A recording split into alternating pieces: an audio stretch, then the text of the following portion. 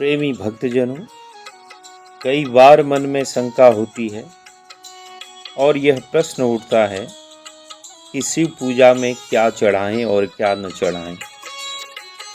जैसा कि आपको पता है, शिव जी का प्रिय सावन का महीना चल रहा है और शिव भक्त मंदिरों और घरों में शिव जी की विशेष पूजा कर रहे हैं। पूजा करते समय कुछ खास बातों का ध्यान रखा जाए तो शिव पूजा का फल बहुत जल्दी मिल सकता है। तो हमें मालूम होना चाहिए कि शिव पूजा में कौन कौन सी चीज़ें खास तौर पर चढ़ानी चाहिए और ऐसी कौन सी चीज़ों का इस्तेमाल शिव पूजा में नहीं करना चाहिए। अगर कोई व्यक्ति भगवान भोलेनाथ जी की पूजा विधिवत नहीं कर पाता है तो वह सिर्फ जल चढ़ाकर भी पूजा कर सकता है। जल के साथ ही दूर्वा, बिल्वपत्र, समी के पत्ते, धतूरा और आंकड़े के फूल चढ़ाएंगे तो वह बहुत फलदायी रहेगा।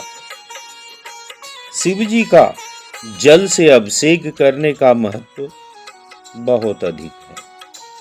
शिवलिंग पर खास तौर पर ठंडी तासीर वाली चीजें जैसे जल, दूध, दही खास तौर पर चढ़ाया जाता है। अभिषेक यानी शिव जी को जल से स्नान कराना,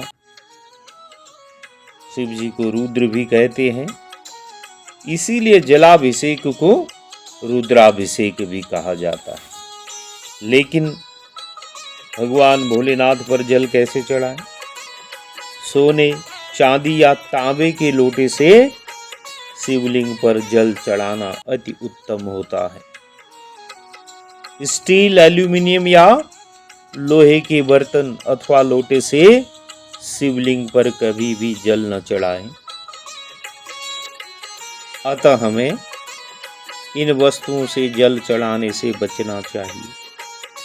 शिवलिंग पर शीतलता देने वाली चीजें चढ़ाने की परंपरा समुद्र मंथन से जुड़ी है। देवता और दानवों ने मिलकर जब समुद्र मंथन किया तो उस मंथन से कौस्तुभमणि, कल्प वृक्ष, उच्चैश्रवा घोड़ा, महालक्ष्मी, धन्वंतरी अमृत कलश लेकर निकले थे। इन दिव्य रत्नों से पहले हलाहल नाम का भयंकर विष निकला था।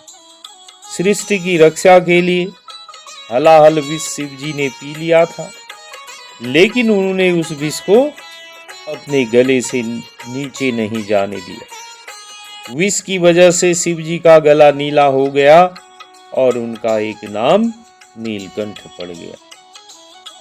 उस विष की गर्मी को शांत करने के लिए सभी देवताओं और ऋषियों ने शिव जी का ठंडे जल से अभिषेक किया था। उसके बाद से ही शिवलिंग पर ठंडा जल और दूध, चंदन, दही जैसी ठंडक देने वाली चीजें चढ़ाने की परंपरा शुरू हुई। लेकिन इसके अलावा वो कौन सी चीज है जो भगवान शंकर पर नहीं चढ़ानी चाहिए?